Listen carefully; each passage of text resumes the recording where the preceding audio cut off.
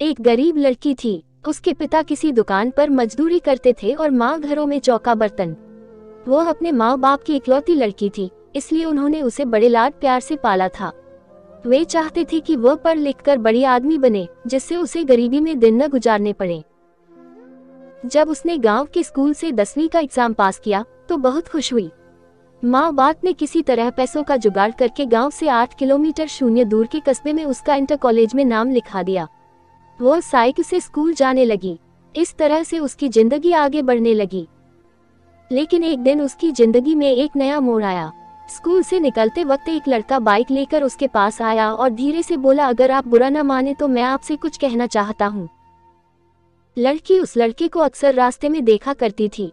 जब भी वह स्कूल आती और स्कूल से जाती, वह लड़का सड़क के किनारे खड़ा उसे निहारा करता। पहले शुरू में तो उसे ये सब अच्छा नहीं लगा, लेकिन धीरे धीरे वह भी उसे अच्छा लगने लगा था।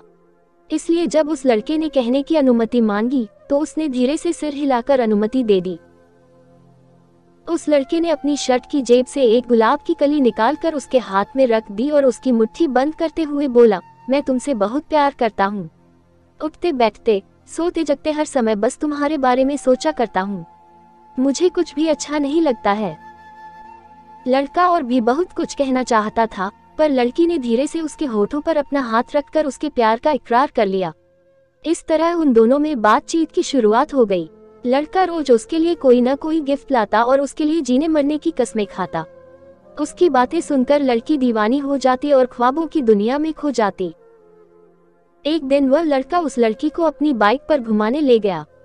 दोनों लोग नदी के किनारे पहुंचे और घास पर बैठकर बातें करने लगे। लेकिन लड़के की मंशा तो कुछ और थी। लेकिन प्यार में अंधी हो चुकी वह लड़की उसकी मंशा समझ नहीं पाए और उसने अपने आप को लड़के के हवाले कर दिया। दोनों लोग एक दूसरे के प्यार में ऐसे खोए कि दो जिस्म एक जान हो गए। लेकिन न जाने कहां से वहां पर 3 लड़के आ गए। उन्हें देखकर लड़की हक्का बक्का रह गई और अपने कपड़े सही करने लगी। ये देखकर एक लड़का उसका हाथ पकड़ता हुआ बोला, इतनी भी क्या जल्दी है मेरी रानी, हम भी तो तुम्हारे दीवाने हैं, थोड़ा हमारा भी तो मनोरंजन कर दो। लड़की ने अपने प्रेमी से मदद मांगी, मगर वह ये सब देखकर हंसता रहा। ये देखकर लड़की का हृदय धक्का से रह गया, यानी कि यह सब इसकी चाल थी। आगे लड़की कुछ सोच ही नहीं पाई, क्योंकि वे तीनों लड़के उसके शरीर पर भूखे भेड़िए की तरह टूट पड़े और अपनी हवस की आग बुझाते रहे। वो लड़की मदद के लिए चिल्लाती रही और वे उसे नोचते घसीटते चले। लगभग 1 घंटे के बाद लड़की को होश आया तो उसने अपने आप को नंग धड़ंग पाया। वे तीनों लड़के और उसका प्रेमी वहां से जा चुके थे। लड़की की आंखों के आगे अंधेरा छा रहा था। उसकी दुनिया अंधेरे से भर चुकी थी। उसे अपना जीवन समाप्त होता हुआ लग रहा था। वो सोचती रही कि क्यों उसने उस बेवफा लड़के की बातों पर एतबार किया, क्यों मैं उसके साथ यहाँ पर आई।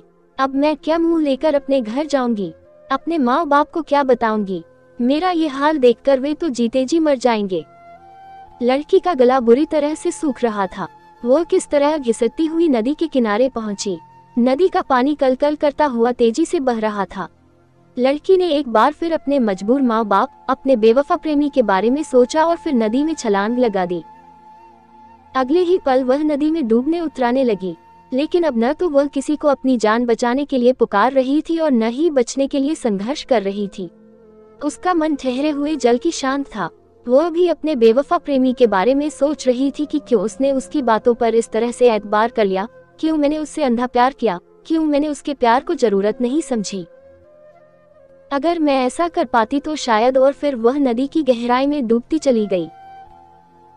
दोस्तों, किसी से प्यार करना, किसी पर एतबार करना बुरा नहीं है, लेकिन जज्बातों को पहचानने की क्षमता भी रखिए। किसी को अपना तन मन सौंपने से पहले उसके परिणामों के बारे में भी जरूर सोचिए, नहीं तो आप भी धोखा खा सकते हैं, आप भी ठगे जा सकते हैं। आपको ये कहानी कैसी लगी हमें जरूर बताएं और इसे शेयर करके अपने दोस्तों तक भी पहुंचाएं। हो सकता है कि आपके इस प्रयास से किसी का जीवन संवर जाए। फिर मिलते हैं किसी ऐसी कहानी के साथ, तब तक के लिए अपना ध्यान रखिए। धन्यवाद, शुक्रिया।